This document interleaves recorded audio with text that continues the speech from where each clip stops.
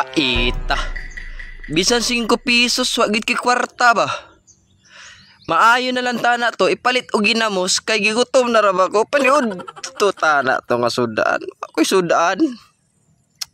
Ay. Tama si paring Guryo. Naati utang sa ako ang 20 atong naaging tuig pa. Adtuon na ako sa balay, paninglo na ako to palit ako ginamos. Karon ka paring Guryo. Naging tuig pa to ba? Ni matubay ri ba? Doon ako. Uy, naara. Ayo. Patay na si pare. Murag maningil sa 20 pesos nga utang na ako atong naging tuig ba? Wara ba ko ikabayad unsaon ako ni karon? Magpabungol-bungol na lang ko. Tapos magpabuta-buta na lang ko para di niya may balaan. Ano na lang. Saan si pare nga? Di man makadungog. Pre, huy. Nagsulob pa siyang sunglass. Dapat tungkod. Unsa naman eh. Pre. Huy. No. Unsa naman si pare?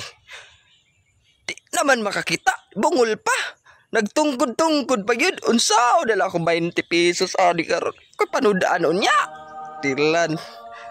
Naunsa na palyado naman si pare. Uy.